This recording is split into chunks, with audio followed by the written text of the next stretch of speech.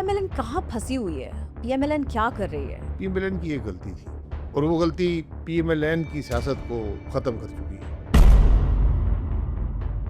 पीएमएलएन 1993 में इलेक्शन हारी, 2002 में इलेक्शन हारी, 2008 में इलेक्शन हारी, 2018 में इलेक्शन हारी। कोई क़यामत नहीं है। जमात कायम रही, अवाम उसके साथ रहे। लेकिन जब आपने वो बुनियादी अपनी जो असूल था उसको छोड़ दिया, तो फिर अवाम ने भी जमात को छोड़ दिया। जब इमरान खान आए तो उसके बाद में चीज़ों में बिगाड़ आना शुरू हुआ। जी बिल्कुल। मुझे इमरान खान साहब से कोई तवक्को नहीं है कि मुल्क के हालात बेहतर कर सकते हैं। 4 साल उनको मौका दिया, पाकिस्तान के अवाम ने दिया और फॉर्म 47 से दिया। वो भी फॉर्म 45 की प्रोडक्ट नहीं थे। 2021 के आखिर में और 22 में हकीकत ये थी कि इमरान खान साहब अगर इलेक्शन होते, मेरा नहीं ख्याल कि 20-25 सीटों ज़्यादा ले सकते थे। ये तो मुस्लिम लीग नून की मेहरबानी है, ये गलती है कि उन्होंने फिर जिंदा कर दिया इमरान खान की सियासत को। इमरान खान साहब एतमाद खो चुके थे असेंबली का। मरियम नवाज आजकल बहुत कोशिश कर रही हैं, बड़े मंसूबे भी आ रहे हैं, लेकिन उस सब के साथ साथ कुछ मसाइल भी देखने को मिल रहे हैं। फिर गुजरा है ही नहीं। जो कुछ चीफ मिनिस्टर के मुंह से निकलता है वो डायरेक्टिव बन जाता है, वो हुकूमत की पॉलिसी होता है। मुल्क इस तरह नहीं चल सकते। आज हर सूबे में तालीम का निज़ाम खराब से खराब था, सेहत का निज़ाम खराब से खराब था, पुलिस का निज़ाम खराब से खराब तरीन, करप्शन रिकॉर्ड सतह पर। मैंने कभी सोचा नहीं था कि पंजाब के अंदर जो बुज़दार साहब ने करप्शन, जो उनकी हुकूमत के हालात थे उस वक़्त, उससे बदतर करप्शन हो पाएगी। मामला आज़ाद कश्मीर का मसला कहाँ से आना शुरू हुआ और उसका सोल्यूशन अब आप क्या देखते हैं? जब आप अवाम को उनकी राय से महरूम कर दें और इलेक्शन चोरी होना शुरू हो जाएं, फिर सियासत नहीं रहती।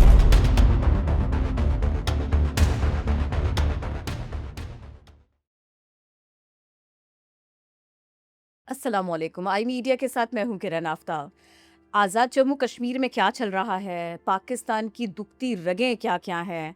पाकिस्तान में एक वज़ीर आज़म को जब वो कोई फ़ैसला करने बैठे तो मशवरे क्या मिलते हैं? सॉल्यूशंस क्या होते हैं? उन पर इम्प्लीमेंट करना एक चैलेंज होता है या नहीं? आसानियाँ क्या? दिक्कतें क्या? कोई भी पॉलिटिकल पार्टी अगर पाकिस्तान में कदम जमाना शुरू करे तो क्यों करे? ऐसा क्या है कि जो कोई भी पॉलिटिकल पार्टी बता करके पाकिस्तान के अवाम को अब कन्विंस कर सकती है? जहां आप पुरानी पॉलिटिकल पार्टीज भी देख रहे हैं, जहां आप कल्ट फॉलोइंग्स भी देख रहे हैं। कितना मुश्किल हो गया है फी ज़माना सियासत करना, कितना मुश्किल होगा अपने आप को मनवाना, जबकि आप साबिक वज़ीर आज़म भी रह चुके हों, आप बहुत कम उम्री से अमली सियासत में हुई हों। मैं बात कर रही हूँ सदर अवाम पाकिस्तान शाहिद खाकान अब्बासी साहब की। अस्सलाम वालेकुम, कैसे हैं आप? जी वालेकुम, शुक्रिया। बड़ा हंसते मुस्कुराते आप आए माशाल्लाह से, और बड़े सख्त बयानात भी आजकल आप दे रहे हैं, हमने सुना आपको। ये फरमाइएगा, बहुत सारे मौज़ूआत में जो हमने सोचा कि सबसे पहले आपसे बात करें जिस बारे में, वो है मामला आज़ाद कश्मीर का। वहाँ पर आप क्या समझते हैं, मसला कहाँ से आना शुरू हुआ और उसका सॉल्यूशन अब आप क्या देखते हैं? सियासी, गैर सियासी, बातचीत, सख्ती या फिर क्या? देखिए, जब आप अवाम को उनकी राय से महरूम कर दें और इलेक्शन चोरी होना शुरू हो जाएं, फिर सियासत नहीं रहती। फिर अवाम अपने मसाइल का हल ढूंढते हैं, निज़ाम से बाहर ढूंढते हैं। तो आज पॉलिटिकल सिस्टम जो आज़ाद कश्मीर का है, जो बहुत बेहतर निज़ाम होता था, जहाँ शराफत की सियासत थी, असूलों की सियासत थी, मामलात की सियासत थी, वहाँ पर आज सियासत वही पैसे वाली, इस्टेब्लिशमेंट की सियासत, ये सब चीज़ें वहाँ पर आ गई। लोगों ने अपने मसाइल के हल की बात की। आज से तकरीबन 1.5 साल पहले एक वहाँ मसला पैदा हुआ। वहाँ पर पुलिस पे हमला भी हुआ, 11 पुलिस वाले उसमें शहीद हुए। उसके बाद एक मुआहदा हुआ मुजाहिदीन के दरमियान, जो कि सियासी जमात नहीं थे। उन्होंने एक एक्शन कमेटी बनाई हुई थी और हुकूमत के वज़रा गए, जो आज मुल्क के आज़ाद कश्मीर वज़ीर आज़म हैं फैसल साहब, वो भी उसका उस वक़्त वज़ीर थे लोकल बॉडीज़ के। इन सब ने साइन किया एक माहदे पर, उसके नुकात पर। उसमें एक अहम 2 नुकात थी। एक थी कि एक कमेटी बनेगी जो सारे मामलात को, जो फैसले हुए हैं उसको इम्प्लीमेंट करेगी। वो कमेटी कभी फ़ाल नहीं हुई। और जो उसमें एक डिमांड थी कि जो 12 सीटें आज़ाद कश्मीर असम्बली की पाकिस्तान में से इलेक्ट होती हैं, जो वहाँ पर मुहाजिरीन हैं वैली के और जम्मू के, उन सीटों को रिव्यू किया जाएगा कि उनके क्या इख्तियारात होंगे और कैसे होंगी। इम्प्लीमेंटेशन नहीं हुई। फिर ये बात उठी आज से 2 महीने पहले उन्होंने कहा कि हम एहतजाज करेंगे, लॉन्ग मार्च करेंगे।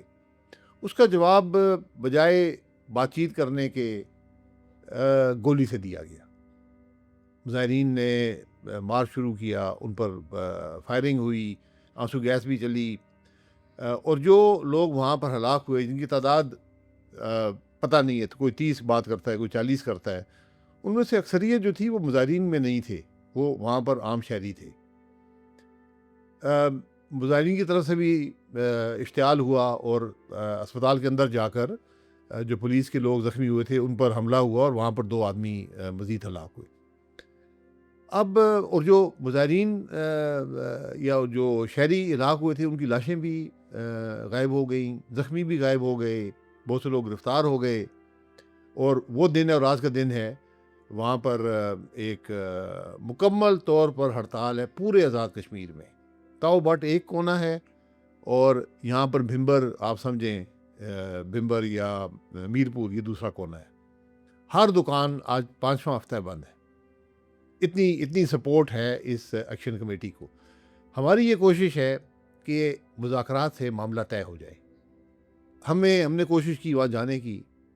उसमें लीडर ऑफ द अपोजिशन कौमी असम्बली महमूद खान अज़हरी साहब थे, leader of the opposition senate Raja Allama Nasir sahab थे, अब्बास साहब, मुस्तफ़ा खोकर साहब थे, हमारे साथ डॉक्टर ज़फ़र मिर्ज़ा साहब थे जो साबका PTI के। हमें इस्लामाबाद के अंदर ही रोक लिया गया। बख्तरबंद गाड़ियाँ, नाका, प्रिजन वैन, क्लशनिकोव बरदार पुलिस कि आप नहीं जा सकते। हमने कहा भाई हम पाकिस्तान के अंदर हैं, पाकिस्तान के अंदर के बाहर नहीं जा रहे। उन्होंने कहा जी आपको इजाज़त नहीं है। ये कैफियत है इस वक्त। हुकूमत बात करने को तैयार नहीं है। यकीन करें, बातचीत हो मुजाहिरीन से, ये मामला 2 दिन का है, 2 घंटे का है। 2 दिन तो बहुत 2 घंटे 2 सिर्फ? घंटे बिल्कुल हल हो जाएगा। वो भी चाहते हैं कि हल हो। आप हमेशा सियासी मामलात बातचीत से हल होते हैं, गोली से हल नहीं होते। लेकिन आज रवैया है कि गोली से ही, हम ताकत से इसका हल ढूंढेंगे। और ये बहुत ख़तरनाक बात है, क्योंकि आज़ाद कश्मीर जो है इसके अंदर मुख्तलिफ हिस्से हैं। 3 बड़े डिवीज़न हैं। एक मुज़फ़्फ़राबाद है जो नशेबी इलाका है, ऊपर पुंछ का इलाका है, और दूसरी तरफ पंजाब के बॉर्डर पर मीरपुर का इलाका है। पुंछ के जो लोग हैं ये रवायती तौर पर बड़े सख्त जान लोग भी हैं और बड़े सख्त रवैया रखने वाले लोग भी हैं। तो ये मामला वहाँ पर ज़्यादा है पुंछ में। तो ये मुझे बहुत बड़ी ख़राबियाँ नज़र आती है। मेरा जो घर है वो बिल्कुल दरिया के दूसरी तरफ है। पुंछ के जो बीच में दरिया आता है, दरिया झेलम है, इस तरफ पुंछ का इलाका है, दूसरी तरफ हम रहते हैं। तो हमारे पुराने ताल्लुकात भी हैं, उनसे रिश्तेदारियाँ भी हैं, हम उनको समझते हैं, ज़बान भी एक बोलते हैं, बरादरियाँ भी एक जैसी हैं। तो मेरी ये कोशिश थी कि कोई सियासत की बात नहीं है कि एक हल ऐसा निकले जो मुस्तकिल हो, और उस इलाके के जो, और वो कोई बड़ी बात नहीं कर रहे थे कि MRI मशीन होनी चाहिए, कोई टनल बनने चाहिए जहाँ पर लोगों को तकलीफ़ है। कोई ऐसी बड़ी बात नहीं है। रोज़मर्रा के जो सियासी मामलात होते हैं वो है। बात करके, ज़मानत दे के, मोहलत लेके चीज़ें की जा सकती जी हैं। बिल्कुल, बिल्कुल। और ये सियासी गलती हो रही है। ये बहुत बड़ी सिर्फ सियासी नहीं है। इसकी खराबी आपको बहुत शिद्दत से बाद में महसूस होगी। ये क्योंकि इतना खतरनाक अगर है। वही हालात पाकिस्तान आज़ाद कश्मीर में पैदा हो जाएं, जो मकबूजा कश्मीर में है, या लोग रियासत के ख़िलाफ़ खड़े हो जाएं, वो बहुत मुश्किल एक मरहला होगा हमारे लिए। हमें इस बात को समझना चाहिए। ये सब हमारे दोस्त भाई, कोई दुश्मन नहीं है पाकिस्तान का। वहाँ पर कोई इंडिया का एजेंट नहीं है। हमसे ज़्यादा मुल्क वतन है, हमसे ज़्यादा पाकिस्तानी है, लेकिन हुकूमत शायद ये बात समझ नहीं रही। मैंने सवाल आगे के लिए उठा रखा था, लेकिन मौका ऐसा बना, मैं पूछ लेती हूँ आपसे। इसमें तो सोशल मीडिया भी बहुत बड़ा काम कर रहा है। जो वहाँ से बयानात आ रहे हैं, देखिए इट्स वेरी अनफॉर्चुनेट। पूरा पाकिस्तान आज़ाद कश्मीर को पाकिस्तान ही समझता है, मानता है। एक पाकिस्तानी अगर सामने आज़ाद कश्मीर का कोई भी फ़र्द खड़ा है, उसकी जान बचाने के लिए अपनी जान न्यौछावर करने के लिए तैयार है। मोहब्बतों का ये हाल है। और फिर उसमें सख्त किस्म के बयान आएंगे और उसके ऊपर बाकायदा खेला जाएगा सिर्फ लाइक्स के लिए और फॉलोइंग के लिए। देखिए ये भी एक ऐसा रवैया है कि जो मजबूर कर रहा है एक आम पाकिस्तानी के जहन को सोचने के लिए कि आखिर वहाँ चल क्या रहा है। ये एक आम पाकिस्तानी नहीं कर सकता। पाकिस्तान से प्यार करने वाला ये बात कैसे कर सकता है? तो ये भी तो एक फैक्टर है ना। देखिए आज जो सोशल मीडिया के हालात हैं, जो फेक न्यूज़ होती है, मैंने वहाँ बहुत से लोगों से पूछा। उन्होंने कहा जी यहाँ कोई पाकिस्तान के ख़िलाफ़ सेंटिमेंट नहीं है, अपने मसाइल की बात है, और जो उन पर ज़्यादती हुई है, जो गोली चली है, जो लाशें गायब हो गई हैं, उस पर एहतजाज है। तो वहाँ कोई शख्स भी, वो कहते हैं कि हम में से कोई शख्स भी पाकिस्तान के ख़िलाफ़ हो ही नहीं सकता, लेकिन जब ऐसे मामलात पैदा हों तो फिर अंदर से कुछ ऐसे अनासिर होते हैं जो इस बात को फैलाते हैं। इसमें जो इससे बड़ी ख़राबी जो है, और मैंने इसमें तो हमें कोई ख़तरा नहीं होना चाहिए कि वहाँ पर कोई एंटी पाकिस्तान सेंटिमेंट है, वहाँ पर दुरुस्त। एंटी हुकूमत सेंटिमेंट है, अपने सियासतदानों पर नाराज़गी है, वो सब रहेगी। वो ये सियासत का हिस्सा है। जो असल ख़राबी है वो मुल्क से बाहर है। जो कश्मीरी कम्यूनिटी पाकिस्तान के हक़ में मुज़ाहरे करती आई है, कश्मीर के कॉज में मुज़ाहरे, आज वो वहाँ पर पाकिस्तान की एम्बेसी के खिलाफ बाहर मुज़ाहरा कर रहे हैं, और वहाँ पर जो जो अल्फाज इस्तेमाल होते हैं, जो नारे, और वो एक बहुत माइनॉरिटी होती है, लेकिन जब ऐसे मामलात को माइनॉरिटी को एक आवाज़ मिल जाती है, ये असल ख़राबी वो है। ये कश्मीर का कॉज सफ़र कर रहा है इंटरनेशनली इस मामले से, इसलिए ज़रूरी है कि इस मामले को जल्द अज जल्द हल किया जाए। उनको एंगेज किया जाए और सही तरीके से किया जाए, चाहे वो पाकिस्तान के अंदर कम्युनिटी है या वो पाकिस्तान के बाहर है। जी बिल्कुल। तो उसके बगैर चारा नहीं है, गुजारा नहीं है। अच्छा, मौजूदा हुकूमत के ऊपर बात कर लेते हैं थोड़ी सी। पीएमएलएन कहाँ फंसी हुई है? पीएमएलएन क्या कर रही है? कुछ चीज़ें ठीक कर रहे हैं, कुछ चीज़ें गलत कर रहे हैं। आप कैसे देखते हैं इनके इक़दामात को, पीएमएलएन की मौजूदा सियासत को?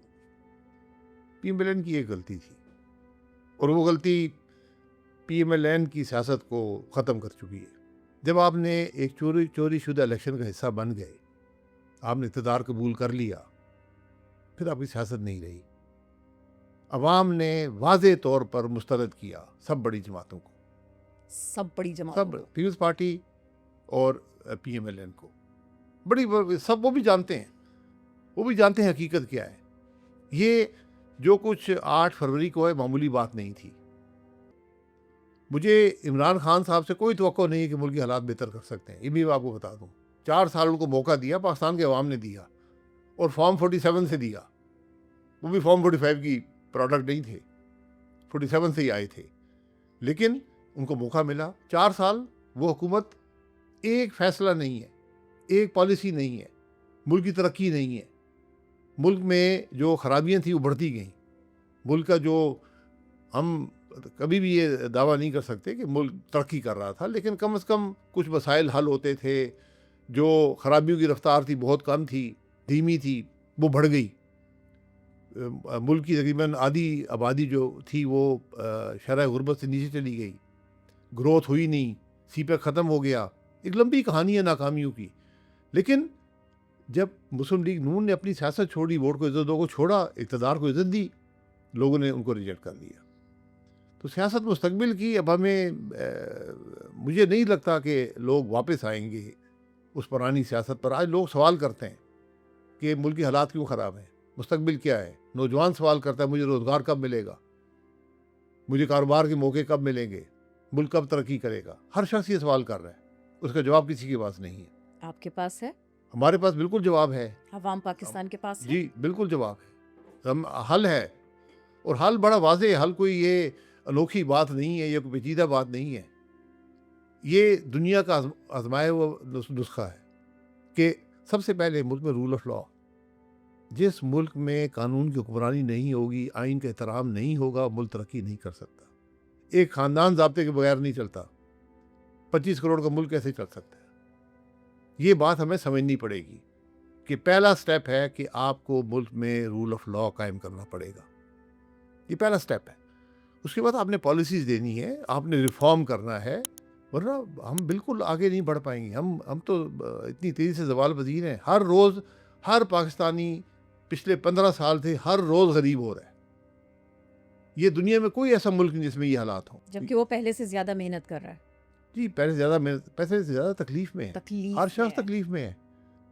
मुल्क तरक्की नहीं कर रहा, मुल्क के अंदर कारोबार नहीं है, मुल्क की मईशत मजबूत कमज़ोर होती जा रही है।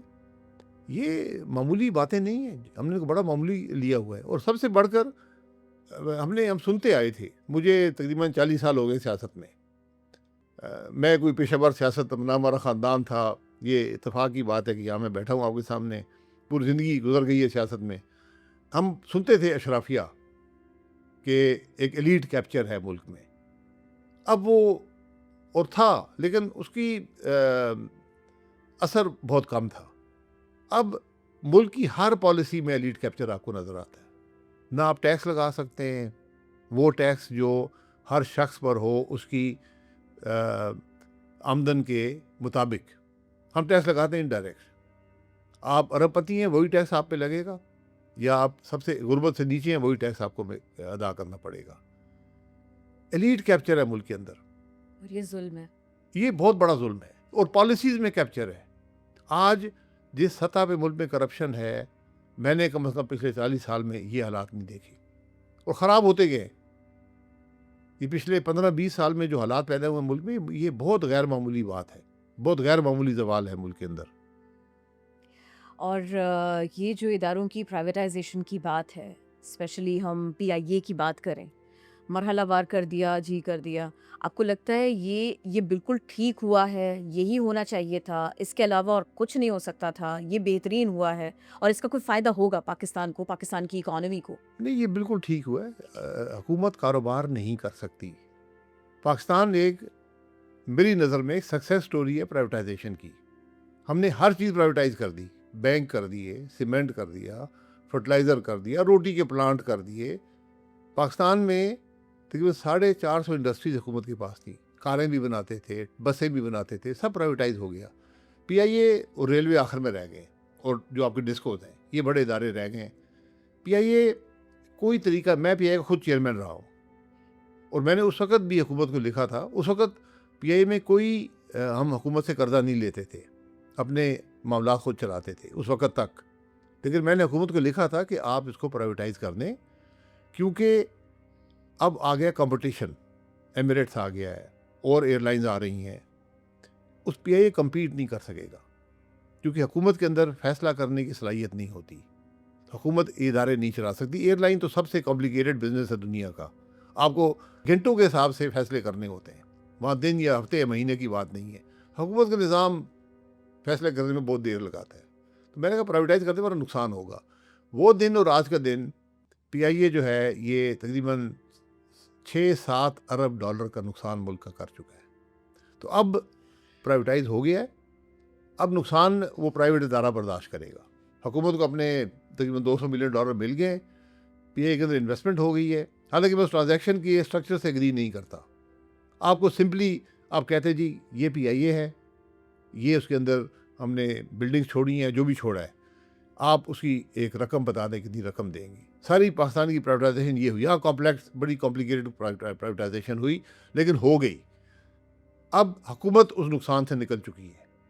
अब जो नए लोग आए हैं, नुकसान उनको बर्दाश्त करना पड़ेगा। नुकसान होगा, नुकसान होगा, शॉर्ट टर्म में नुकसान होगा। अगर वो मैनेज ठीक किया तो वो इसको एक फ़ाल अदारा बना सकते हैं। और ये कंपटीशन ही की सूरत में। और जो हमारे यहाँ प्राइवेट एयरलाइंस हैं, उनके बारे में भी हमें बताइए, ठीक चल रहा है सब कुछ, या उनको भी लॉसेस होते हैं, उनको भी परेशानियाँ उठानी पड़ती हैं, कहीं ना कहीं स्ट्रक्चर उनको सपोर्ट नहीं करता वैसे जैसे करना चाहिए? नहीं, निज़ाम तो है ही गलत। यानी आप जो एयरलाइन जहाज़ लेकर आती है, पार्ट्स लेकर आते हैं, उन पर आपने 18% ड्यूटी लगाई है, और वो कम्पीट कर रहे हैं उन ममालिक से जहाँ 0 ड्यूटी है। यानी जो काम आप पाकिस्तान में करते हैं वो 18% महंगा है। एमिरेट्स जो करती है वो 18% हमसे कम है पाकिस्तान के इदारों से। कैसे कम्पीट करेंगे? ऑपरेटिंग मार्जिन जो वर्ल्ड वाइड एयरलाइन इंडस्ट्री का ऑपरेटिंग मार्जिन है वो 3% से कम है। आप तो वहीं हार गए। 18% आप ड्यूटी लगी है। इस चीज़ को ख़त्म करना पड़ेगा। आपको एक माहौल ऐसा देना पड़ेगा कि एयरलाइन ऑपरेट कर सकें। वो तो कहते हैं पीआईए की अगर हम बात कर लें, वो कहते हैं कि भाई स्टाफ कम करेंगे तो चीज़ें ठीक हो जाएंगी। स्टाफ बहुत नहीं, ज़्यादा है। मसला स्टाफ का नहीं है, मसाइल इससे बहुत बड़े हैं। स्टाफ तो एक बहाना था हमेशा पीआईए में, वरना जो इस किस्म की एयरलाइंस हैं, पुरानी लेगेसी एयरलाइन जिन्हें कहते हैं, इनके अंदर जो ह्यूमन रिसोर्स की कॉस्ट थी ये तकरीबन 17 से 21% तक होती थी। पीआईए हमेशा इसके अंदर रहा है, बावजूद इसके कि वहाँ पर स्टाफिंग ज़्यादा थी। उसकी वजह ये थी कि पीआईए हर काम खुद करता है। अगर आप एमिरेट्स को लें, एमिरेट्स सिर्फ उनके पायलट्स हैं और केबिन क्रू है। पीआईए अस्पताल भी चलाता है, ट्रांसपोर्ट भी चलाता है, ग्राउंड हैंडलिंग भी करता है, इंजीनियरिंग भी करता है, हॉर्टिकल्चर भी है। फिर आपने देखा होगा वो म्यूजियम भी बनाए हुए हैं, जहाज खड़े हुए हैं अभी भी तो वो ये काम भी करते। एक ज़माने में आर्ट्स एकेडमी भी हुआ करती थी। तो कोर बिजनेस से हटकर बहुत से काम करते हैं। कोर बिजनेस से नहीं हटना चाहिए। जी, कोर बिजनेस में अब तो कंपटीशन का माहौल है, उससे हटेंगे तो मुश्किल हो जाएगी। अच्छा, हम इंडस्ट्री की तरफ चले गए और सियासी मामलात वहीं रह गए ऐसा लगा। ये बताइएगा जीबी में क्या चल रहा है? पीएमएलएन वहाँ कहाँ स्टैंड करती है? वहाँ के अवाम कन्विंस्ड हैं जो चीज़ें जैसे हो गई? टीवी में आप देख लें वही हुआ जो पाकिस्तान के इलेक्शन में हुआ है। जब आप इलेक्शन का अवाम की राय का एहतराम ना कर सकें, इलेक्शन मुतनाज़ा हो जाएं, अब वहाँ क्या है, एक जमात जो तब कोई शख्स भी इलेक्ट नहीं करवा सकी थी, आज उसके 6 या 8 मेंबर्स हैं। उनकी ज़मीर जागा, उन्होंने कहा जी हम इस जमात के साथ जाएंगे। ये ज़मीर जब जागता है तो बड़ा मुश्किल हो जाता है। हुजूर इलेक्शन करीब आता है तो बहुत सारे लोगों का ज़मीर जागता हो जी। सकता है कोई आपकी तरफ भी दिखाई दे? नहीं, अल्लाह ना करे जी, हम तो अल्लाह ना ज़मीर करे। छोड़कर आए हैं। छोड़कर और ये करना तकलीफ दे तो रहा होगा जिन लोगों के साथ में आप अपने सियासी करियर का आगाज़ करते हैं, सियासी सफ़र का आगाज़ करते हैं। नहीं, पूरी ज़िंदगी छोड़ गुजरी है, पूरी ज़िंदगी गुजरी है। और मुझे मुझे इससे मैं हर रोज़ अल्लाह का शुक्र अदा करता हूँ जिससे मुझे ये हिम्मत दी कि मैं फ़ैसला कर सकूँ। ये मेरे लिए बहुत मुश्किल फ़ैसला था। ज़ाती ताल्लुक भी था, जमात का ताल्लुक भी था। और जब आप सियासत में हो तो आपकी सोशल लाइफ भी वही लोग होते हैं जो आपके सियासी साथी होते हैं। लेकिन मेरे लिए वहाँ रहना मुमकिन नहीं रहा था। एक असूल की बात थी, हम बोर्ड को इज़्ज़त दो के साथ थे, आइन की हुक्मरानी के साथ थे। यहाँ पर मामला बदल गया, पार्टी ने एक फ़ैसला किया जिससे मुझे इत्तेफाक नहीं था और मैंने इलेक्शन से बहुत पहले उनको बता दिया कि मैं इलेक्शन नहीं लड़ सकूँगा जमात से। जो आदमी 10 इलेक्शन जमात से लड़ा हो और वो आपको कह दे तो कुछ वजह ही थी। और मैंने इलेक्शन लड़ा ही नहीं। मैंने कहा कोई ये ना समझे कि शायद ये कोई किसी और जमात में जाकर सीट हासिल करना चाहता है। तो मैंने, मुझ पर बहुत दबाव था हल्के का कि आप इलेक्शन लड़ें, लेकिन मैंने कहा जी ये मुनासिब नहीं होगा। मैंने ही आपको मुस्लिम लीग नून में दावत दी, हमने उसको बनाया, लेकिन आज वो मुस्लिम लीग नून नहीं है जिसका हम हिस्सा थे। और इस ख़याल के बारे में आपकी क्या राय है कि मरी ये माना जाता था कि आपका है, शाहिद खाकान अब्बासी साहब का है, नहीं, किसी का नहीं होता, ये बड़ी खाम ख्याली होती है। आप अभी मेहनत करते पीएमएलएन हैं। का नहीं है, उन्हीं का नहीं, है। ऐसी बात नहीं है। हमने पीएमएलएन को वहाँ पर हमने सबने मिलकर बनाया। हमने ही लोगों को, हम उस वक्त समझते थे कि बेहतर जमात है, बेहतर सोच रखती है और ये बात दुरुस्त थी। उस वक्त जो चॉइसेस थी, पीपल्स पार्टी थी, ये थी, मैं समझता था कि बहुत बेहतर जमात है। उसने साबित भी किया वक्त के साथ। लेकिन जब वोट को इज़्ज़त दो, पीएमएलएन का रूज था वोट को इज़्ज़त दो का नारा, जो 2021 में मियाँ साहब ने दिया। लेकिन जब 22 में उन्होंने वो नारा छोड़ दिया तो आपने रिजल्ट देख लिया, 24 में अवाम ने पीएमएलएन को छोड़ दिया। तो ये एक बड़ी गलती हुई है कि जब आप अपने नैरेटिव से हट जाएं, और वो नैरेटिव इमरान खान साहब ने ले लिया। ये मुल्क की बदनसीबी है कि सियासी जमातें मुफाद के लिए अपने असूलों से हट जाती हैं। अपने नारे से जो मुल्क का हकीकत में उनके मसाइल का हल दे सकता है और जो मुल्क की तरक्की का बायस हो सकता है, उससे हट जाएं तो फिर नुकसान मुल्क का ही होता है। आपको क्या लगता है अगर वज़ीर आज़म शहबाज शरीफ ना होते, नवाज़ शरीफ साहब होते, कोई डिफरेंस होता नहीं, उनके अप्रोच की वजह से और हालात की वजह से? नहीं, क्योंकि आपने अपना बुनियादी जो नारा था, जो बुनियादी नैरेटिव था, वोट को इज़्ज़त दो, उसको छोड़ दिया। इलेक्शन में आप कामयाब नहीं हुए। मियाँ साहब, मियाँ नवाज शरीफ साहब का एक चॉइस थी उस दिन, वो कहते मैं इलेक्शन हार गया हूँ, आज पाकिस्तान मुख्तलिफ होता। पीएमएलएन आईजीआई के हिस्सा थी, 88 में इलेक्शन हारी, 1993 में इलेक्शन हारी, 2002 में इलेक्शन हारी, 2008 में इलेक्शन हारी, 2018 में इलेक्शन हारी। कोई क़यामत नहीं आई, जमात कायम रही, अवाम उसके साथ रहे। लेकिन जब आपने वो बुनियादी अपनी जो असूल था उसको छोड़ दिया तो फिर अवाम ने भी जमात को छोड़ दिया। ये बड़ा मसला आया एक बड़ी पार्टी के साथ में। जी, आपके सामने हुआ है हम्म। कि कोई लोग 18 सीटों की बात करते हैं, कोई इससे भी कम करते हैं, कोई 20 की बात करते हैं। जो जमात घर बैठे कौमी असम्बली की 100 सीटें लेती थी बगैर कोई मेहनत किए, 18 या 20 सीटों पे आ गई। ये भी तो एक बात है ना, पीएमएलएन का मानना ये है कि हम अच्छा करें, हम बुरा करें। हमें तो पड़नी गालियाँ हैं, हम पे तो होनी तनकीद है और ये कारनामा पीटीआई का है। उन्होंने इतना ज़्यादा डिफेम किया है। देखिए, एक होता है बात करना, एक होता है इल्ज़ाम लगाना, एक होता है लोगों के ज़हनों में बिठाना कि भाई ये बंदा चोर ही है। ये बंदा मैं टैग कर रहा हूँ, मैं फ्रेम कर रहा हूँ, ये ऐसे ही है। ये भी तो वो कहते हैं ये एक बहुत बड़ा मसला है जिसका उनको सामना है। नहीं, ये मसला ख़त्म हो गया था। इमरान खान साहब ने ये नैरेटिव बनाया, उन्होंने कोई काम नहीं किया, नैरेटिव बनाते रहे। लेकिन 2022 के आखिर में, 23 में हकीकत ये थी, 22 में, 2021 के आखिर में और 22 में हकीकत ये थी कि इमरान खान साहब अगर इलेक्शन होते, मेरा नहीं ख्याल कि 20-25 सीटों ज़्यादा ले सकते थे, क्योंकि उनकी कोई परफॉर्मेंस नहीं थी। ये तो मुस्लिम लीग नून की मेहरबानी है, ये गलती है कि उन्होंने फिर जिंदा कर दिया इमरान खान की सियासत को। एक जो अदम एतमाद हुआ बिल्कुल दुरुस्त था, इमरान खान साहब एतमाद खो चुके थे असम्बली का, लेकिन उसके बाद फिर आपको इलेक्शन में जाना चाहिए था, वो नहीं गए और एक इक़्तिदार हासिल करने की खराबी का हिस्सा बन गए। तो आज जो हकीकत है वो सबके सामने है। मतलब गलती जो है वो वोट ऑफ कॉन्फिडेंस के अदम एतमाद वाला जो वोट वाला किस्सा था सारा का सारा उसके बाद से बुनियादी तौर पर शुरू हुई है, जिस वक्त पीडीएम के मामलात आ गए और फिर उसके बाद में इलेक्शन आ गया। ये ऐसा ही है, आपको ऐसे जी, ही लगता है? आपने जब अदम एतमाद हो गया, आप सीधे अवाम के पास जाते, आपने वो नहीं किया, आपने हुकूमत चलाने की कोशिश की, हुकूमत भी नाकाम हो गई, आप कोई मसला हल नहीं कर सके। जो नैरेटिव था पॉपुलर एंटी एस्टेब्लिशमेंट नैरेटिव, जो वोट के ज़दों का नैरेटिव था, वो इमरान खान साहब ने ले लिया, तो स्पेस रही नहीं पीएमएलएन के पास। उन्होंने फिर वो 1.5 साल लगाया हुकूमत में, वो नाकाम तरीन हुकूमत थी पाकिस्तान की। तो अवाम वहाँ भी मुतनफ़र होगी कि एक परफॉर्मेंस का जो दावा था पीएमएलएन का, जो हकीकत थी, पीएमएलएन जब भी हुकूमत में रही उसने कुछ काम किए, अच्छे काम किए, लेकिन अब वो काम भी ना हुए और जो पॉपुलर नैरेटिव भी आपका ख़त्म हो गया। तो फिर जो हकीकत है 24 में जो हुआ आपके सामने है। मरियम नवाज़ आजकल बहुत कोशिश कर रही हैं, बड़े मंसूबे भी आ रहे हैं, लेकिन उस सब के साथ-साथ कुछ मसाइल भी देखने को मिल रहे हैं। सूबे के अंदर जो चल रहा है, सो चल रहा है। बात ये है कि असेंबली में स्पीकर साहब बहुत गुस्से में रहते हैं, मलिक अहमद खान साहब बहुत गुस्से में रहते हैं आजकल। वो जमहूरियत, जमहूरी किताबें, क़वानीन सब कुछ याद दिलाते हैं। वुज़रा काम नहीं कर रहे या फिर क्या मामला है? फिर गुजरा है ही नहीं। दूसरा नहीं। हमारा जो सूबाई हुकूमतों का निज़ाम है वो एक शख्सी निज़ाम बन गया है। जो कुछ चीफ मिनिस्टर के मुंह से निकलता है वो डायरेक्टिव बन जाता है, वो हुकूमत की पॉलिसी होता है। मुल्क इस तरह नहीं चल सकते।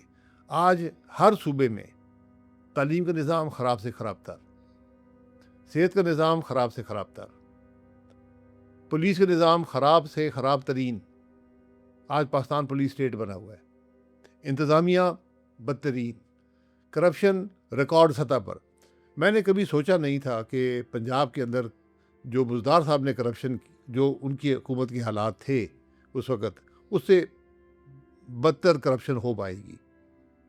लेकिन आज उसे कहीं ज़्यादा बदतर पंजाब में, जो कि पाकिस्तान में एक बेहतर हुकूमत समझी जाती है सूबाई हुकूमतों में, उसके अंदर जो करप्शन है वो तारीख़ी सतह पर है।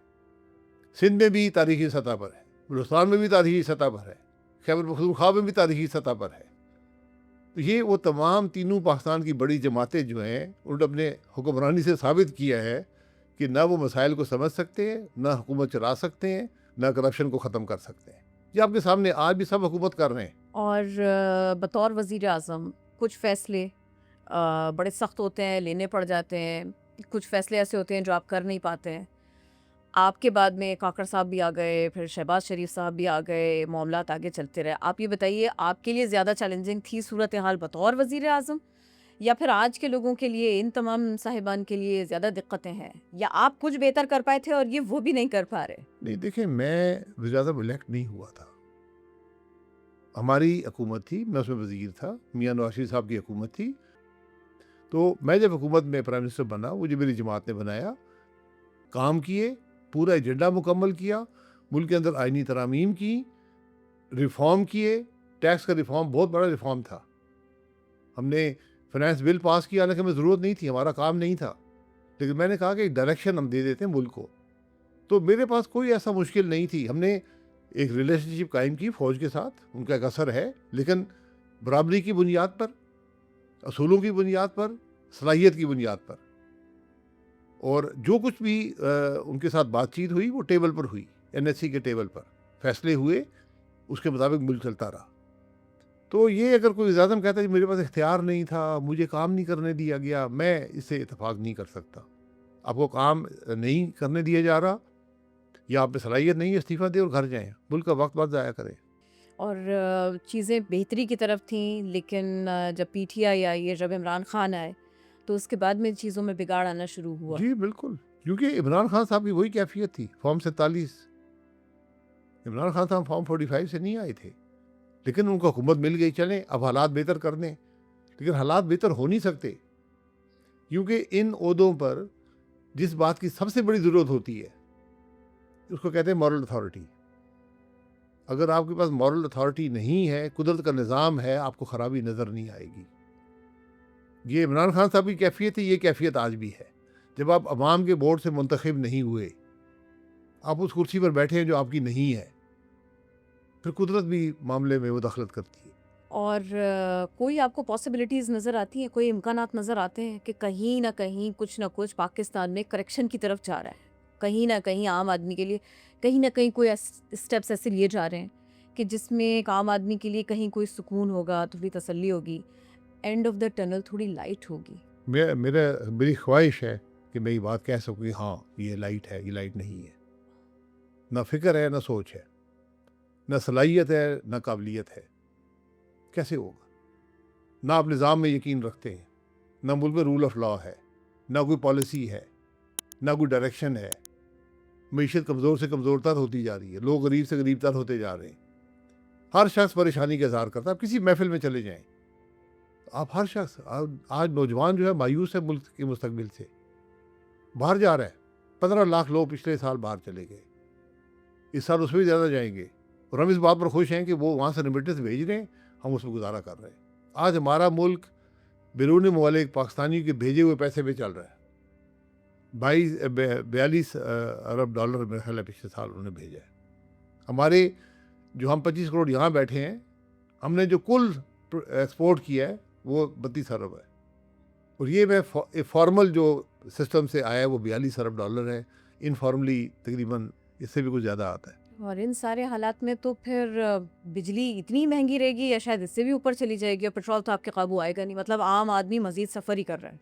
ये वैसे हो क्यों नहीं पा रहा, खासतौर पर बिजली? देखें, पेट्रोल का मामला जो है हुकूमत को इससे निकलना चाहिए। मार्केट में छोड़ दें, मार्केट डिटरमिन करती है। पेट्रोल बाहर से आता है, जो दुनिया की कीमत ऊपर जाती है यहाँ भी जाएगी, जो कम होगी कम हो जाएगी। हुकूमत जब ऊपर जाती है तो कहती है ये तो इंटरनेशनल प्राइस ने कर दिया है, कम करनी होती है तो कहते हैं जी हमने देखे बड़ी मेहरबानी आप पे कर दी है।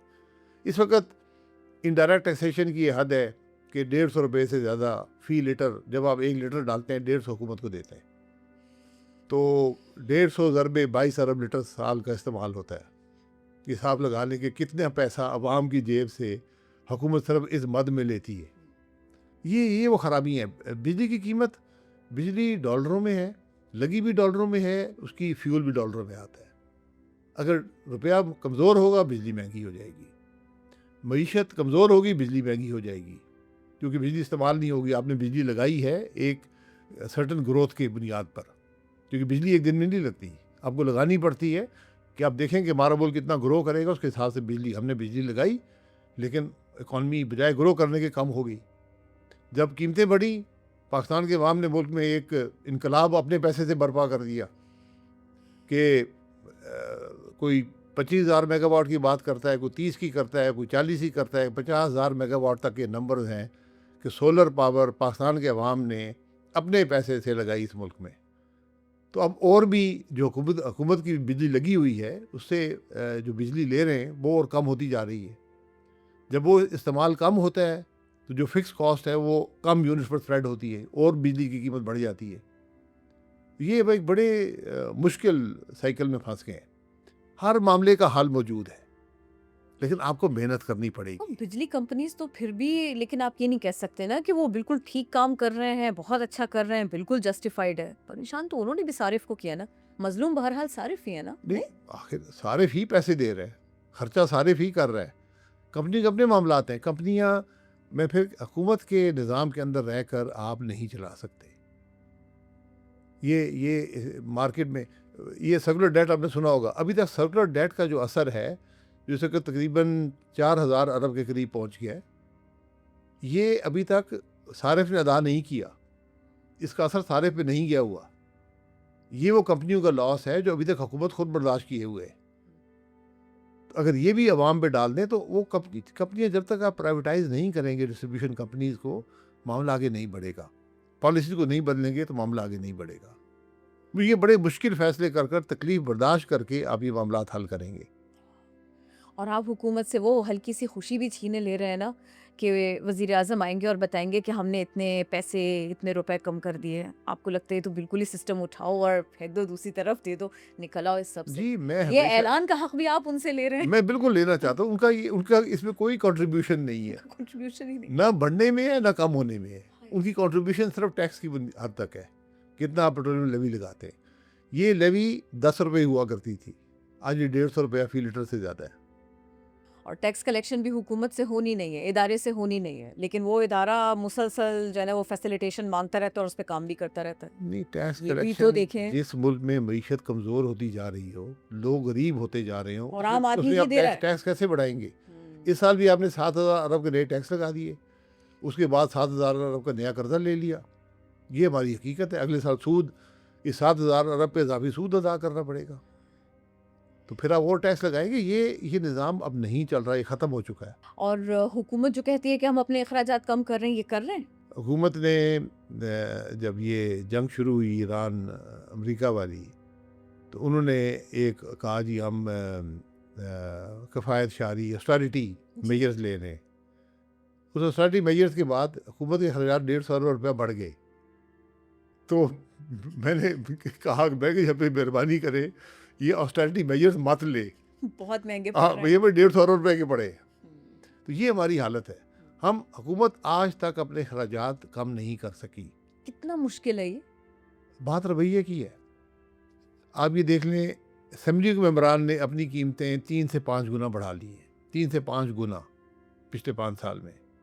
अभी कौमी असेंबली के स्पीकर और चेयरमैन सेनेट ने अपनी तनख्वाहें 10 गुना कर ली, नई गाड़ियाँ खरीद ली, बैक डेटेड में तनख्वाह बढ़ाई। ये रवैया है, यानी उनको इस बात की किसी को परवाह ही नहीं है कि इस मुल्क के लोग देख रहे हैं, वो मुश्किल में हैं, वो तकलीफ़ में हैं। हम कम से कम ये तो उनके साथ ज़्यादती ना करें।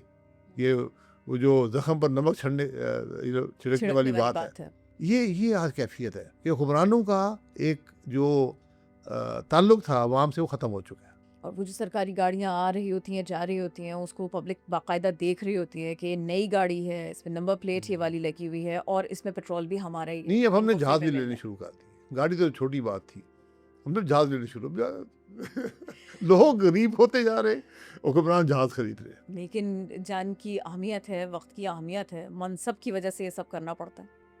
उनकी कहाँ बातें मैं आपके सामने रख रही हूँ। कहाँ कहाँ जाना है आपने? कौन सी आपके वक्त की अहमियत है? ये हुकूमत पाकिस्तान वो हुकूमत है कि आपने जुमे की छुट्टी की है, यकीन करें हुकूमती कारकर्दगी बेहतर हो गई है, कम से कम नुकसान कम हो गया है। जितना हुक्मरान हम पे कम मेहरबानी करेंगे, अपना वक्त अपने ज़ाती तो इस्तेमाल में लेकर आएँ, ये मुल्क बेहतर चलता रहेगा। अच्छे फैसले नहीं करते और वक्त भी ज़ाया करते जी। हैं। कम से नहीं, कम जो मौजूदा फैसले का करते यही हैं हाल वही है। बदतरीन फैसले होते हैं। बेहतरीन फैसले होते हैं। अच्छा, और अभी देखिए आपने खुद भी जिक्र छेड़ा ईरान अमेरिका वॉर का। पाकिस्तान ने एक अच्छा किरदार अदा किया। आप इस सिलसिले में क्या समझते हैं? दूसरे ये कि इस जंग बंदी का फ़ायदा पाकिस्तान को हो, खित्ते को हो, क्या हमने इस समत में कुछ फ़ैसले किए, इस सिलसिले में कुछ काम किया? जंग तो बंद होनी चाहिए, ये एक बहुत पॉजिटिव, बहुत अच्छी बात है। नहीं, साथ देखिए में कुछ जंग और भी में हम इस खित्ते में रहते हैं, हमारे दोनों ममालिक से ताल्लुकात थे, हम पे अपना रोल जो भी अदा था वो अदा किया। हमें कुछ उस रोल का हमें ज़्यादा क्लेम है कि हमने बहुत ज़्यादा रोल अदा किया। जो भी किया बहुत अच्छा किया, मैं उससे इत्तेफाक करता हूँ। अब मसला ये है कि हर शख्स सवाल करता है जी मुझे क्या मिलेगा इससे, यानी पाकिस्तान को क्या यही बात है ना, जी। पाकिस्तान को क्या फ़ायदा होगा? पाकिस्तान को फ़ायदा उस वक्त होगा जब आपकी अपनी मईशत मजबूत होगी, जब आपका घर दुरुस्त होगा, मुल्क में इंतशार नहीं होगा, इन्वेस्टमेंट का क्लाइमेट होगा, मईशत बढ़ेगी, अवाम की तकलीफ कम होगी, वो फैसले आप करने को तैयार नहीं है। हम ईरान और अमेरिका की सुलह कराने का दावा रखते हैं, उसमें कुछ हकीकत भी है, लेकिन हम आज़ाद कश्मीर में सुलह नहीं कर सकते जो हमारे अपने बस में है। एक दिन की बात है, 2 घंटे की बात है। ये बदनुमा दाग है जब तक कि इसको रिजॉल्व ना किया जाए। नहीं, मैं इस तरह के बहुत से मामला हैं, यही हालात बलूचिस्तान के अंदर हैं, यही हालात खैबर पख्तूनख्वा में हैं, हर जगह मुल्क में सियासी इंतशार है। हम इनको ये ज़्यादा ज़रूरी है हमारे लिए सुलह ये करनी। और ये सोच आपको नज़र नहीं आती, ना सियासी इंतशार को लेकर और ना ही मईशत को लेकर। मुझे कोई ऐसा अमल नज़र नहीं आता कि मैं इसमें कोई पुरुमीद हो सक। अच्छा ये बताएं, ये इमरान खान साहब की मुश्किलात किसने बढ़ाई, उनके अपनों ने, बाहर वालों ने? क्या लगता है आपको? देखिए, जब आप एक गैर आइनी अमल का हिस्सा बन जाएंगे, फिर मामला आपके हाथ से निकल जाता है। इमरान खान साहब ने हाइब्रिड हुकूमत का दावा किया, एक पेज का दावा किया, सारे अपोजिशन को जेलों में डाला, इल्ज़ामात लगाए, झूठे जो भी हैं। आज यही कैफियत उनके साथ भी है। उन्होंने भी मुल्क को पुलिस स्टेट बनाने की कोशिश की। आज मुल्क पुलिस स्टेट उनसे भी ज़्यादा बेहतर पुलिस स्टेट बन चुका है, जिसके असरात उन पर है, उनकी जमात पर है, पूरे मुल्क पर है। और ये ऐसे ही चलेगा? ये चल नहीं सकता। वो अंदर रहेंगे, बाहर उनकी पार्टी के ये मामला अंदर सियासी लीडर अंदर रहता है, मजबूत होता जाता है। ये भी तारीख का सबक है। हर यहाँ वज़ीर आज़म को जेलों में डाला गया, मुकदमात बनाए गए, उसको सज़ाएं दी गई। ये कभी बात ना तारीख कबूल करती है, ना इसको कानून कबूल करता है, लेकिन हुक्मरानी के ज़ोम में हम ये सब काम कर गुजरते हैं, बाद में पछताते हैं। अवाम पाकिस्तान इस सारे के सारे सियासी माहौल में, कि जब लोग मुतनफ़िर हैं, मायूस हैं, परेशान हैं, और बहुत बड़े बड़े नाम हैं जिनसे लोग उम्मीद लगा नहीं पा रहे, अवाम उनकी तरफ देख नहीं पा रहे, अवाम पाकिस्तान अपनी रीच कैसे बनाएगी, लोगों के दिलों तक, उनके डोर स्टेप तक अपना नाम कैसे लेकर जाएगी? देखिए, एक तो आपने अवाम के पास जाना होता है। हम जाते हैं, यूनिवर्सिटीज़ में जाते हैं, लोगों के पास जाते हैं, हर ज़िले में जमात को इस्टेब्लिश करने की कोशिश कर रहे हैं। ये एक दिन का काम नहीं है, लेकिन एक अमल है जो जारी है। दूसरी बात यह है कि आप मुल्क के मामलात पर बात करते हैं। आप सिर्फ अभी बजट को ले लें, सिर्फ पूरे मुल्क में एक जमात ने बजट पे बात की, जो अवाम पाकिस्तान। किसी और जमात को ना समझ है बजट क्या है, ना इस बात की समझ है कि इसका हल क्या है, इसके अंदर ख़राबियाँ क्या हैं, इसमें कैसे मामला दुरुस्त हो सकते हैं। सिर्फ अवाम पाकिस्तान में बात करती है। हमने जमात में एक सलाहियत बना दी है, जो मुल्क के मामलात को समझती है, हल भी जानती है, तजर्बा भी रखती है और सलाहियत भी है। ये हमारी कोशिश है। इसके बाद हम इलेक्शन जब भी होगा, और अब बदकिस्मती है कि इलेक्शन भी मुल्क के मसाइल का हल नहीं रहा, अवाम का एतमाद नहीं है इलेक्शन पर। 18 के और 24 के इलेक्शन के बाद बिल्कुल लोग मुतनफ़िर हो गए थे। इलेक्शन में हमारी राय का एहतराम नहीं होता, ये हमारे मसाइल, हमारे मुंतखब लोग जिनको हम वोट डालते हैं वो नहीं आते। और ये हकीकत है कि जब तक आप मुल्क के अंदर 3 मुस्तकिल फेयर इलेक्शन नहीं कराएंगे, मुल्क का निज़ाम दुरुस्त नहीं होगा, चाहे हुकूमत किसी की भी आए। कि किसी की हुकूमत आ जाए। आपने 3 फेयर इलेक्शन कराने, जिसकी हुकूमत आए, लोग एक दफ़ा गलती करेंगे, भुगतेंगे, और मुल्क भुगतेगा, तकलीफ होगी, दूसरी दफ़ा बेहतर फैसला होगा, तीसरी दफ़ा आपको परफेक्ट फैसला मिलेगा। ये दुनिया का असूल है।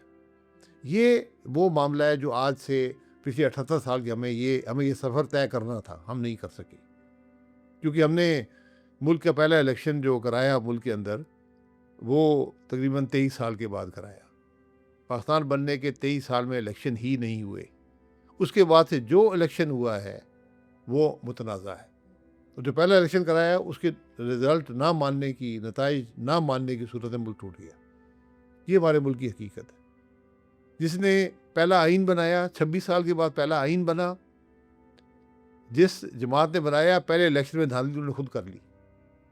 ये हमारा जमहूरी रवैया है। सच बोलना तो फिर छोड़ ही दें। कौन आएगा और अपनी गलती का इतराफ़ करेगा और कहेगा मैं नए सिरे से आगे बढ़ने के लिए तैयार हूँ? बड़ी हिम्मत चाहिए होती है इसके नहीं, लिए। कोई भी मानने के लिए तैयार नहीं है। गलती सबकी है, यहाँ पर कोई इससे बरी ज़िबा नहीं है। हर जमात है, हर पॉलिटिकल शख्सियत है। नए सूबे बनने चाहिए। 28वीं तरमीम के बारे में आपकी क्या सोच है? आ रही है? जी बिल्कुल, क्या मामला है? आपको नए इंतज़ामी, मुझे 28वीं तरमीम का नहीं पता वो क्या है। हर शख्स अपनी ख्वाहिशात उसके अंदर डाल देता है।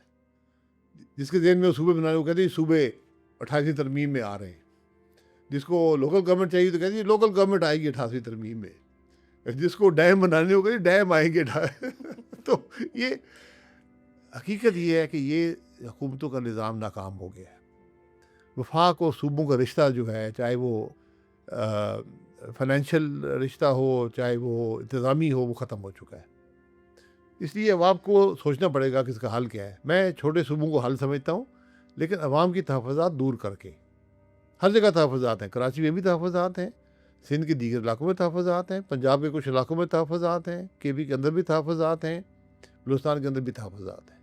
अवाम की बात सुने, एक डिबेट हो, उसके बाद एक बेहतर फ़ैसला हो। छोटे सूबों से मुल्क का फ़ायदा होगा। आपके सामने हिंदुस्तान में सूबे बने, तकरीबन दुगने हो गए जो रीजनल तादाद थी। अफ़गानिस्तान में पिछले 100 साल पहले बहुत सूबे बनाए गए थे और वो मुल्क बजाय इसके बावजूद इसके कि 50 साल वहाँ जंग रही है, मुल्क का निज़ाम चलता रहा जंग के बावजूद, क्योंकि छोटे सूबे चार नहीं संभल रहे, ये इससे आगे ले जाके क्या करेंगे? नहीं संभालने की बात नहीं है, 4 संभल सकते ही नहीं है। पंजाब में कुछ होता है, पाकिस्तान हिल जाता है, बंद हो जाता है। सिंध में कुछ होता है, पाकिस्तान बंद हो जाता है। बलूचिस्तान में अफरा तफरी होती है, पाकिस्तान पे असर पड़ता है। आप छोटे इंतज़ामी जब सूबे बनाएंगे, मामलात मुकामी सतह पर गवर्नेंस मुयसर होगी हुकूमत को। सिर्फ सूबे बनाने से नहीं होगा, आपको सिविल सर्विस का नया निज़ाम बनाना पड़ेगा, आपको रिफॉर्म्स करने पड़ेंगे। जो रिश्ता है वफाक का सूबों का, वो आपको रीडिफाइन करना पड़ेगा। ये बहुत बुनियादी तब्दीलियाँ करनी पड़ेंगी। वो मैं आपसे कह रही थी ना, एक दिलचस्प बात है आपसे पूछनी थी। देखिए, गुफ्तगू आप भी बहुत तो बड़ी ज़्यादा करते दिलचस्प हैं। ना हो वो आप अभी फैसला कीजिए ना, मैं बताती हूँ आपको। बड़े अच्छे टास्क के ऊपर सियासी रहनुमा इकट्ठा हुए, हुकूमती मशीनरी के लोग इकट्ठा हुए। मामला था पानियों का और बिलावल भुट्टो साहब की तकरीर का मौका है। आपको तो पता है कितना अच्छा गुफ्तगू करते हैं, कितनी अच्छी बात करते हैं वो अपनी तकरीर 2 बार पढ़ गए, जो वो प्रिंट आउट लाए थे। ऐसा कुछ आपके इल्म में है? नहीं, मेरे इल्म में ये कब कभी हुआ? खुदा ना खास्ता आपके साथ ऐसा हुआ है? आप अपना प्रिंट आउट अपनी तकरीर बना के लेके गए, लेकिन फिर नए सिरे से वो सियासी पेजेस आ गए? लीडर को पढ़ी हुई लिखी हुई तकरीर नहीं पढ़नी चाहिए। नहीं करनी चाहिए। उसका जो बात हो दिल से हो, सोच कर करे कि मैं क्या बात कर रहा हूँ। लिखी हुई तकरीर बेमकसद हो जाती है। और ये मकसदियत का जो मसला है, ये 2 बार हो गया था। नहीं, ये कब हुआ मुझे इसका इल्म नहीं है। जी। ऐसा ये हुआ ज़्यादा हमने भी। ये बहुत ज़्यादा दिलचस्प बात है। ये है ना, बस देखिए जी, मुझे इसके तो मार्क्स और मिल गए, बिलावल चलो। साहब देखिए, वो अब वैसे भी अच्छी गुफ्तगू करते हैं। ऑडिटर है, बाहर के पढ़े हुए हैं, उनको तजर्बा है। तो दिल और दिमाग के फासले में दूरी आ जाए तो फिर ये होता है, हो जाता हो है। जाता है। नॉर्मल सी बात है। जब आप दिल से बात करेंगे तो उसका और असर होता है। जब आप कुछ ऑप्टिक्स के लिए करेंगे तो फिर वो उसमें मुश्किलात आ जाती हैं। होमवर्क वैसे सभी का होना चाहिए। बिल्कुल, घर से तैयारी करके आएँ, मुल्क के मामलात पर आप वैसे बात नहीं कर सकते। नहीं कर सकते। और जब आप अपने आप को कंसंट्रेट कर रहे हो, और बात वो करें जिसका असर हो, जिसका कोई मकसद हो। पॉलिटिकल लीडर को वो बात करनी चाहिए। और जिनकी फॉलोइंग है, उनको तो खासा ख्याल रखना जी, चाहिए बिल्कुल, इसका। बिल्कुल। आप रखते हैं? कभी नहीं, ऐसा नहीं हुआ खुदा ना खास्ता कोई? मेरी कोई ऐसी बड़ी लीडरशिप का दावा नहीं है, लेकिन मैं कम से कम जो बात करता हूँ, मुझे उस पे यकीन होता है। मैं अपने सिरे नहीं करता। कभी हुआ ऐसा, कभी किसी लफ्ज़ पे फँस गए, अटक गए, गुफ्तगू करने में थोड़ा-सा प्रॉब्लम आया और वो भी कुछ थोड़ा बहुत दिलचस्प बन गया? जी, मैंने सोचा बिल्कुल, कि ये पूछ फितरी लेती हूँ। बात है। हो जाता है। हाँ। ये पब्लिक स्पीकिंग बड़ा मुश्किल काम होता है, हुँ, और जितना बड़ा फोरम और ज़्यादा मुश्किल हो जाता है।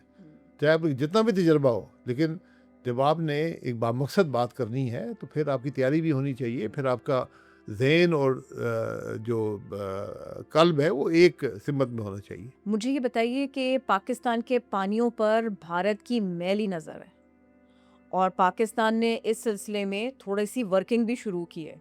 आपको इसका बातचीत के ज़रिए हल लगता है या जो ज़बान वो चाह रहे हैं सुननी, उसी में जवाब दें? क्या करें? देखें, आप थोड़ी-सी आप बात कोशिश नहीं करें, वो पूरी कोशिश करनी चाहिए। एक मायदा है, उस मायदे की निगरानी वर्ल्ड बैंक करता है। आपको उस मायदे में जो भी शिक्के आपके हक में हैं, उन पर आपने काम करना है और मेहनत करनी है। हिंदुस्तान अपने तौर पे करेगा, उस मायदे की हर शिक को इस्तेमाल करेगा। उसने माजी में भी किया, अभी भी कोशिश कर रहा है। आपने उसका मुकाबला करना है। आप जंग से ये मामलात हल ना वो कर सकते हैं, ना हम कर सकते हैं। दोनों एटमी ताकतें हैं, दोनों की बड़ी अफवाज हैं। और अल्हम्दुलिल्लाह हम उनसे ज़्यादा सलाहियत रखते हैं इस मामले में। अल्हम्दुलिल्लाह। लेकिन उस सलाहियत से पानी के मसले हल नहीं होते। ये जो फ़ोरम्स अवेलेबल हैं उनको इस्तेमाल करें और अपने पानी का इस्तेमाल में किफ़ायत शारी करें। अपने जो अज़ाफ़ी रिज़र्वायर्स उनको बनाएँ ताकि आपको ज़्यादा पानी मुयस्सर हो। आपकी पार्टी की हमने वेबसाइट देखी, बड़ा उम्दा काम आप लोगों ने किया और आप उसके लिए कोशिश भी कर रहे हैं। फिर भी ये बताइए कि अगला वज़ीर-ए-आज़म किसको देखते हैं आप? कोई फ़र्क नहीं पड़ता। कोई फ़र्क नहीं पड़ता। मरियम हो, हमारे बिलावल हो या मोहसिन हमारे नकवी? हमारे सलाहियत होनी चाहिए। आपका एक पॉलिटिकल एक्सपीरियंस होना चाहिए। आप मामलात को समझते हैं और लोग आप पे एतमाद करते हैं। फिर जाके वज़ीर-ए-आज़म काम कर सकता है और वो मेहनत करता हो, वो मामलात को जानता हो। ये बहुत बड़ी ज़िम्मेदारी है। हम इसको एक ताकत समझते हैं। हम इसको एक ज़रिया समझते हैं इज़हार का कि जी वो बड़ी जो वहाँ बड़े जनाब मज़े हैं, बड़ी वहाँ पे इख्तियारात हैं। बात ज़िम्मेदारी की है, बात इख्तियारात की नहीं। ज़िम्मेदारी की है। और इल्म और हुनर दोनों ज़रूरी हैं। आज के नौजवान को क्या पैगाम देंगे आप? इल्म, हुनर, मेहनत करें। देखिए मायूसी नहीं होनी चाहिए नौजवान के अंदर। हम में ये हकीकत है कि जो ये हमारी जनरेशन है उसने उनको नाकामी के अलावा कुछ दिया नहीं है। मतलब ये मुल्क के मामलात हमें तय करने चाहिए थे। हम आज भी तय करने की हमें सलाहियत नहीं है। ना सोच है ना सलाहियत है। तो नौजवान इंशाल्लाह हमारे नौजवान ने डिलीवर किया है। मुल्क के अंदर भी किया है, मुश्किल हालात के बावजूद भी किया है, मुल्क से बाहर जाकर भी किया है। सिर्फ काम ये है कि आपने उनको यहाँ पर मौका देना है, अपॉर्चुनिटी देनी है। नौजवान बाकी काम कर लेगा। क्या हम उसको बेहतर तालीम के मौके दे सकें, कारोबार के मौके दे सकें, रोज़गार के मौके दे सकें, ये काम है हुकूमतों का और माशरे का, जो कि नौजवान को आप नहीं देना। और हम इस वक्त 2/3 ये हमारी सबसे बड़ी ताकत भी है और सबसे बड़ा बोझ भी बन सकता है। अगर आपने नौजवान को जो 2/3 है अक्सरियत है मुल्क की आबादी की, उनको अगर आपने मौके ना दिए और आगे बढ़ने का मौका ना दिया। Thank you so very much, आप आए, आपने वक़्त निकाला आई मीडिया के लिए। मेहरबानी, शुक्रिया। Thank you.